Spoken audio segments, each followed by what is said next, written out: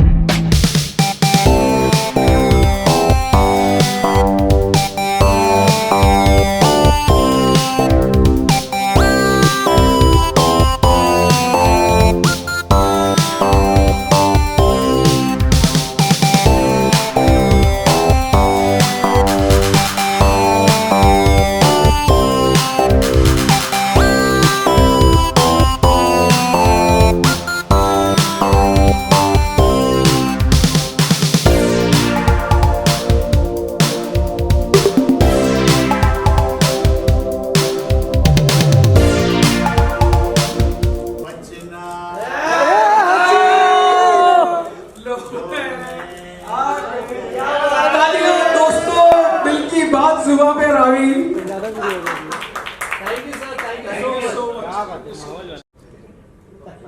अरे क्या एक्सपीरियंस आज भी ताज़ा है। मेरे ख्याल से तकरीबन 37-38 साल हो रहे इस गाने को। और मैं पहली बार राजा साहब से मिल रहा था, इलैयाराजा जी, जो भारतवर्ष के one of the top most और हाईएस्ट टैलेंटेड संगीतकार, जिन्होंने मुझे खूबसूरत गाना दिया। जब पहली बार मैं मिला, सिंपल सा आदमी, छोटी कद, सफ़ेद कुर्ता और लुंगी सफ़ेद और भस्म लगाया हुआ था। और ऊपर वाला साक्षी है, मैं बहुत ज़्यादा उनके बारे में नहीं जानता था, क्योंकि साउथ इंडियन फिल्म्स की तरफ म्यूजिकली मैं बेध्यान था। एक तो सबसे पहले लैंग्वेज की प्रॉब्लम थी, मगर संगीत तो सारे वर्ल्ड में वही है, सारे गामा पधा निसा सानी तपा मगरेसा। मगर होता है ना कि एक वर्ड समझ में आए म्यूजिक के साथ साथ, तो उस गाने का ज़्यादा मज़ा आता है। तो राजा साहब को मुझे उत्तम सिंह जी हमारे संगीतकार हैं और केसी लॉर्ड, वो दोनों जने लेके आए थे कि इनके सदमा के 2 गाने गाने हैं, नई फिल्म है और पहली हिंदी फिल्म कर रहे थे राजा साहब। मगर इतना मज़ा आया, मुझे याद है ऐ जिंदगी जब गाना रिकॉर्ड हो रहा था, कोई 150-200 म्यूजिशियंस थे, और उसके अलावा गाना सुनने के लिए हमारी इंडस्ट्री के बहुत बड़े बड़े म्यूजिशियंस, कुछ म्यूजिक डायरेक्टर्स खाली गाना सुनने आए थे कि राजा साहब किस तरह काम करते हैं। आप सोचिए वो मंजर क्या होगा। वो बहुत बड़ा उत्सव था फिल्म सेंटर में। और मजे की बात है कि पहले 2, 2.5, 3 साल, हालांकि ये गाना बहुत पॉपुलर है, ये मुझे मालूम ही नहीं था, ध्यान ही नहीं आया, क्योंकि आप सबकी दुआओं से रोज कभी कभी 3-3, 4-4 गाने गाया करता था मैं, इस स्टूडियो से उस स्टूडियो। जब एक प्रोग्राम में, शायद दिल्ली में था ये प्रोग्राम, और स्टेज पे मुझे कम से कम नहीं तो भी 50 चिट्ठियां आई थी कि ऐ जिंदगी गले लगा ले, गाना आप गा नहीं रहे हैं। तो मेरा ध्यान गया, ये तो राजा साहब का गाना है। आप बिलीव नहीं करेंगे, मैंने अनाउंस किया कि भाई लोग, ये गाना मुझे वर्ड्स मेरे पास नहीं है, क्या कोई मुझे वर्ड्स दे सकता है? तो मैं 1-2 गाने के गैप के बाद मैं ये गाना कोशिश करता हूं गाने की। आप सोच नहीं सकते 7वें या 8वें मिनट में एक खूबसूरत सी लड़की गाना लिख के लेके आई, तो और ज्यादा अच्छा लगा। और फिर मैं अंदर गया, गाना 2-3 बार सुना मैंने, और फिर मैंने आके वो गाना गाया, और मुझे 3 बार गाना गाना पड़ा। तो आप सोचिए उस गाने की क्या पॉपुलैरिटी हो सकती है। और उस गाने को अभी लेटेस्ट भी गाया गया है, तो और भी ज्यादा अच्छा लगता है। हमारे बच्चे ने ही गाया है, मेरे बेटे जैसा है अरिजीत सिंह। और जब श्रीदेवी जी इस दुनिया में नहीं रही, तो कम से कम जब भी उनका YouTube पे या कोई खबरों में आता था, तो पीछे ये गाना बजता था।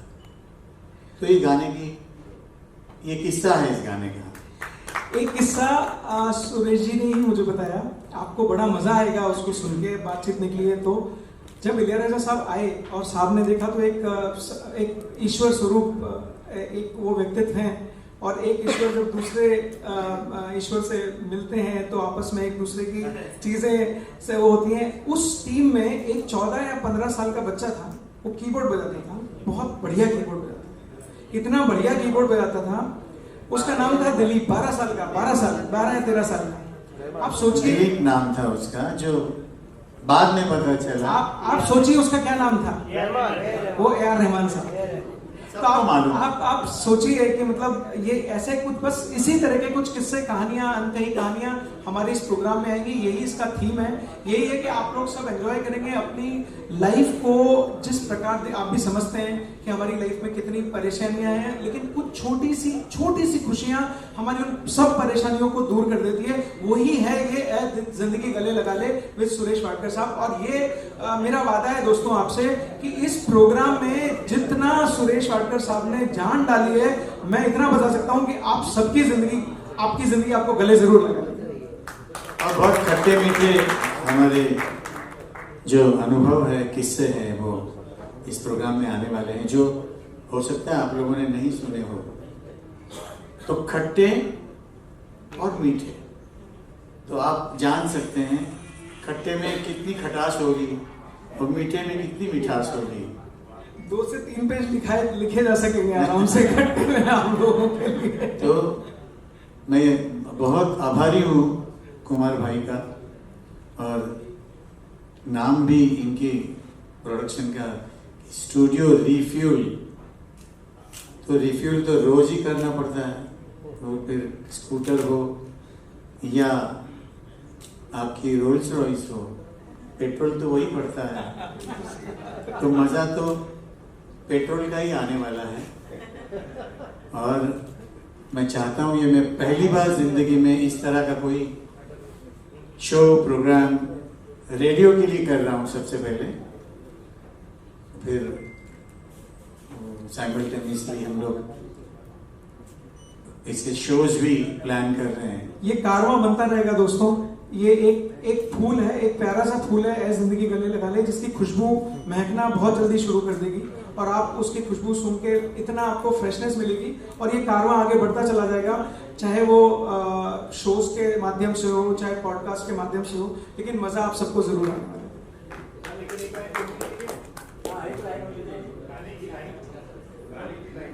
ऐ जिंदगी गले लगा ले, हमने भी तेरे हर एक गम को गले से लगाया है,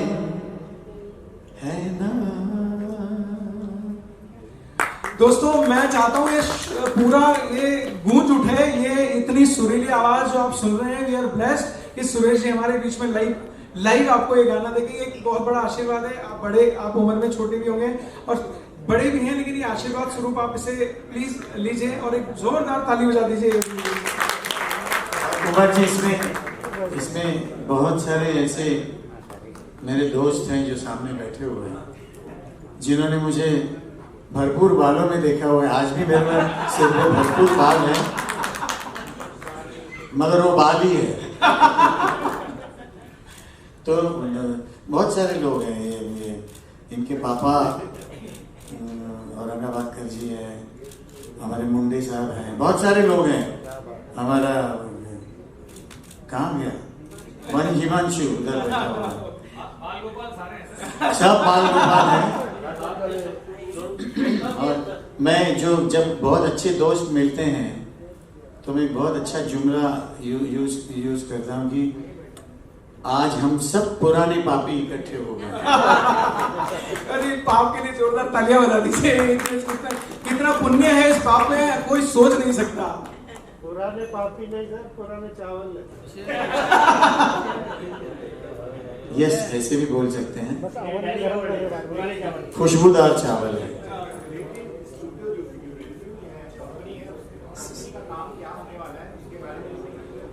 दोस्तों ये कंपनी है स्टूडियो रिफ्यूल। मेरा ऐसा मानना है, देखिए मेरी व्यक्तिगत सोच है, लेकिन मैं आपके साथ शेयर कर रहा हूँ। और इतने बड़े इतने मंझे हुए और इतने लेजेंडरी कलाकार हैं, मैंने ये इनके साथ शेयर किया तो मुझे इन्होंने आशीर्वाद स्वरूप ये कहा। हाँ, तो आप समझ लीजिए कि ये स्टूडियो रिफ्यूल क्या है सर, कि मेरा ये मानना है कि ऊपर ईश्वर जब हमें नीचे धरती पर भेजता है तो एक फ्यूल डाल के भेजता है कि इतना चलेगा। जो चाबी भर के हम सोचते हैं कि ये चाबी भर के, एक गाना नहीं था, जितनी चाबी भरी राम ने उतना चला खिलौना, तो वो एक रिफ्यूल भेजते हैं। लेकिन हमारे कुछ परिस्थितियां ऐसी हो जाती हैं कि या तो वो फ्यूल जल्दी खत्म हो जाता है हमारी लाइफ से, या वो हम इधर उधर कहीं लगा देते हैं। तो सेकंड रिफ्यूल हमारे पास कहाँ से आएगा? धरती पर हमें ऊपर दोबारा जा नहीं सकते और ऊपर जाएंगे तो दोबारा नीचे आ नहीं सकते। तो सेकंड रिफ्यूल जो है वो है संगीत। मेरा मानना यह है कि संगीत में इतनी ताकत है कि जो सुर है ये आपकी जिंदगी के हर जगह अंग बन के आपके शरीर में रहते हैं। आप सा बोलेंगे तो आपका एक अंग काम करेगा, रे बोलेंगे। मेरा मानना है, और इस संगीत के इतने बड़े महान गुरु जिनको बोल सकते हैं, जो इस संस्कृति को आगे बढ़ाने जा रहे हैं और इस संस्कृति को पूरे जोर शोर से आगे बढ़ा रहे हैं। तो मेरा ये मानना है कि स्टूडियो रिफ्यूल का मतलब सिर्फ ये था कि आप सब लोगों को जो आप डिजर्व करते हैं ऐसा संगीत दोबारा से दिया जाए, और इसी मुहिम को लेके हम लोगों ने ये शुरू किया दोस्तों। और ये फ्यूल जो है वो कभी ना खत्म होने वाला फ्यूल है। जो सुर का फ्यूल होता है ना, ये उसको स्टार्टर भी नहीं लगाना पड़ता है, वो अपने आप चल पड़ता है। तो ये क्योंकि अध्यात्म के साथ गाना बजाना जुड़ा हुआ है, तो वो तो आपको ऊपर वाले के साथ जोड़ ही देता है। सुरेश जी नमस्कार, चैतन्य बोलते हैं। अच्छा, कल आपका जन्मदिन है, तो क्या बहुत ही मतलब शुभ ये इत्तेफाक है कि आप जिंदगी को दोबारा गले लगा रहे हैं, क्योंकि जन्मदिन के अवसर पर वी सेलिब्रेट और बर्थडे, तो इसके और तो ये कोइंसिडेंस के बारे में कुछ बताइए कि ये बर्थडे का। ये बहुत अच्छा और बहुत खूबसूरत कोइंसिडेंस हुआ है। सडनली कुमार जी और रमन भाई आए मेरे पास, सुरेश जी हम लोग ऐसा, तो 2 सेकंड के लिए मुझे लगा कि अरे वाह, ये तो बहुत ही अच्छी बात है। और रेडियो के लिए मैंने कभी फौजी भाइयों के लिए गया था, या कोई इंटरव्यू हो उसके लिए गया था, मगर ये प्रोग्राम जो होगा कि मैं अपने खट्टे मीठे किस्से गानों के साथ मैं लोगों को सुनाऊंगा। और ऐसे गाने हैं जो लोगों ने सुने होते हैं। बहुत बाज़ वक्त ऐसी चीजें होती है कि मैं कहीं जाता हूं और समझ लीजिए इंडिया में भी या इंडिया के बाहर कोई गाना गाता हूं तो सडनली लोग एक दूसरे को देखते हैं, अच्छा ये इन्होंने गाया हुआ है। तो ये कब पॉसिबल होता है? जब आपके गाने रेडियो पर बहुत ज्यादा बचे जाते हैं। दोस्तों ये बहुत बड़ा सच है, रेडियो हमारी जिंदगी का एक इतना बड़ा आयाम है।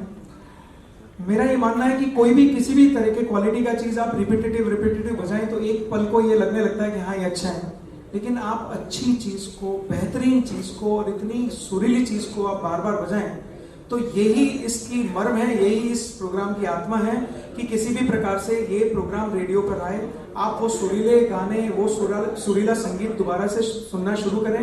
ये मुहिम में आप सब लोगों का साथ 95% है जो दूसरा कंटेंट देते हैं, मैं उसके बारे में कुछ ज्यादा नहीं बोलूंगा, लेकिन हम 5% में से हैं।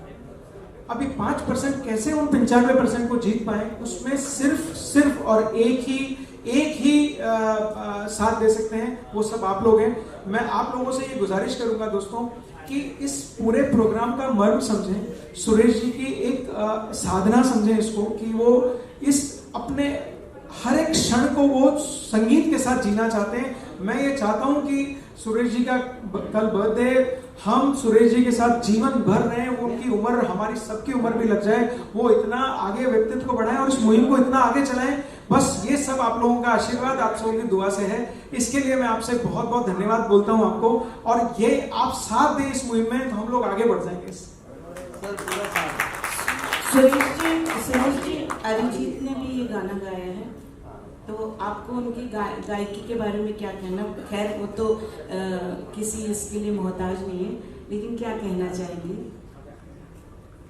बहुत अच्छा गाने वाला लड़का है, और मुझे अगर पूछें तो बहुत तैयार सिंगर है वो।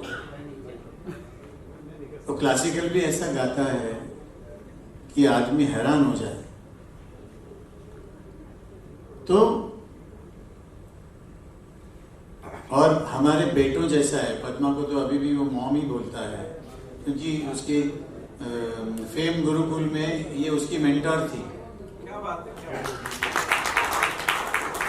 सबसे ज्यादा दुख लगा जिस दिन उसको इन्होंने निकाल दिया 5वें नंबर पे, 6ठे नंबर पे। पद्मा इतना रोई थी आके घर में, और मुझे रोज कहती थी कि सुरेश जी आप उस लड़के को सुने आप, क्योंकि वो सही में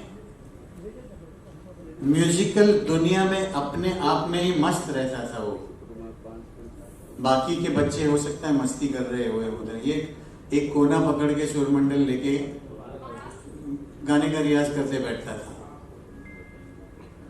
जब उसका मैंने गाना सुना है जिंदगी, बहुत खूबसूरत लगा। उसने अपनी आवाज में एक बहुत खूबसूरत उसका गुलाब बनाया था उसने, जो हमको बहुत अच्छा लगा। भगवान उसकी हमेशा रक्षा करे और वो भरपूर गाते रहे, ये हमारी ख्वाहिश है और उसका आशीर्वाद है। अच्छा, मेरे 2 सवाल हैं। ये कौन से रेडियो पे आएगा? विल इट बी नेशनली और internationally? It will be national. मैं माफी चाहूंगा आपको बीच में डालना। रिवील अभी इसलिए नहीं कर रहा हूँ कि कुछ चीजें पर्दे के पीछे रहें तो उनका आनंद कुछ और ही आता है। तो अभी ये एपिसोड्स अगले वीक से बनना शुरू होंगे, लगभग 200 एपिसोड हम लोग बना रहे हैं। ये प्रोग्राम दर्शकों के सामने या रेडियो पे जब भी है, ये मेरे ख्याल से आप ये मान के चलिए कि दिवाली का हम आप सबके लिए गिफ्ट होगा। बट किस चैनल पे आएगा ये शायद ऐसी एक प्रेस कॉन्फ्रेंस हम करेंगे, उस टाइम पे हम रिवील करेंगे। सुरेश जी, मेरा लास्ट सवाल आपके लिए। आपने कहा खट्टी मीठी बातें बताएंगे आप। मीठी बातें तो खैर बताएंगे ही, खट्टी बातों को कितना एडिट करेंगे? खट्टी बातों को एडिट नहीं किया जाता है, क्योंकि वो होती ही खट्टी है, तो कितना एडिट करेगा इंसान? आई प्रॉमिस कोई खट्टी बात एडिट नहीं होगी। खट्टी बात सुन के ही तो आपके मुंह में पानी छूटेगा ना, तो उसको तो पूरी बोलनी पड़ेगी। और शायद वो सीख हो। वो सीख होगी इतने बड़े लेजेंडरी इंसान, जिसके लिए खट्टी होगी ना उसकी जिंदगी बन जाएगी। क्यों? क्योंकि उसको किसी ने बोला नहीं कि जब आदमी कलाकार बहुत बड़ा बन जाता है, बहुत आगे बढ़ जाता है, तो उसकी कमियां किसी को नजर नहीं आती, उसकी अच्छाइयां नजर आती। लेकिन इतना बड़ा लेजेंडरी एक व्यक्ति जब वो खट्टी बात बोलेगा तो वो इतना ज्यादा, मतलब उसको कहते हैं ना चंदन और पानी, वो सब कुछ हो जाएगी, उनकी ग्रोथ और बढ़ जाएगी इससे। देव जी, आप IIT से एंकर और प्रोड्यूसर बन गए, इसके ये कैसे हुआ? देखिए, ये सब माता और पिता का आशीर्वाद होता है, हम तो कुछ होते नहीं है, जीन्स होते हैं। आप जो मेरे पिताजी एक कथावाचक थे और बड़े ही सुरीले गीत भजन गाया करते थे, उसी तर्ज पर हम लोग कुछ आगे बढ़े। लेकिन जीवन देखा जाए तो बहुत कठिन है और देखा जाए तो बहुत सरल भी है। आप कैसे अपनाते हैं इस बात को आपको देखना होता है। बट कठिनाइयों का जो जीवन होता है उसमें बहुत कुछ सीख मिल जाती है इंसान को। तो ये यूँ मान लीजिए कि जैसे किसी को जीन्स में डायबिटीज होती है, किसी को वो होती है। मुझे संगीत नहीं आता है, मैं इतना ज्ञान नहीं रखता संगीत का, लेकिन हाँ, मैं संगीत के लिए जीता हूँ। ये प्रोग्राम यहाँ आना, सुरेश जी तक मुझे पहुँचाना, रमन भाई का माध्यम, सचिन भाई का माध्यम यहाँ तक ले आया, तो मैं खुद नहीं आया। ये किसी ईश्वर की लीला है जिसको मैं सिर्फ, उन्होंने मेरी उंगली पकड़ी और मैं यहाँ तक चलाया। इसमें मेरा कोई योगदान नहीं है, कोई भी योगदान नहीं है सर। मुझे जिस लायक ईश्वर ने बनाया, मेरे माता पिता ने बनाया या मेरे दोस्तों ने बनाया, मैं उसी तर्ज पर आगे बढ़ रहा हूँ। फादर को बहुत शौक था म्यूजिक का। उन्होंने जब मुझे गाते हुए सुना ना, तो उनको लगा कि ये मेरा बच्चा अच्छा गा सकता है अगर मैं इसको गाना सिखवाऊं। मगर हम लोग अफोर्ड नहीं कर सकते थे, तो मुझे गुरुजी के पास लाके उन्होंने छोड़ दिया कि पंडित जी आप इसको, मुझे ना इसको बैरिस्टर बनाना है ना डॉक्टर बनाना है, मगर मेरा बेटा एक अच्छा गाने वाला होना चाहिए, इसके लिए हम इसको इधर छोड़ देते हैं। हम लोग कभी आएंगे नहीं, पूछेंगे भी नहीं, बस आप इसको गाना सिखा दीजिए। तो मैं बड़ा भाग्यशाली हूँ कि मेरे मदर फादर ने ये मेरे लिए सोचा। तो उन्होंने कभी किसी से एक नया पैसा फीस नहीं ली। पहली बैच वो म्यूनिसिपल स्कूल से लाए थे। ऐसे ही मैं 8 या 9 साल का था तब उनके पास गया। फिर जिसको सदगुरु मिल जाता है जिंदगी में, उसको सब कुछ मिल जाता है। तो मैं गुरु घर में रह के गाना सीखा, मेरी पढ़ाई लिखाई पूरी की। तो गुरुजी के जाने के बाद मैंने सोचा कि कहाँ कश्मीर से आए थे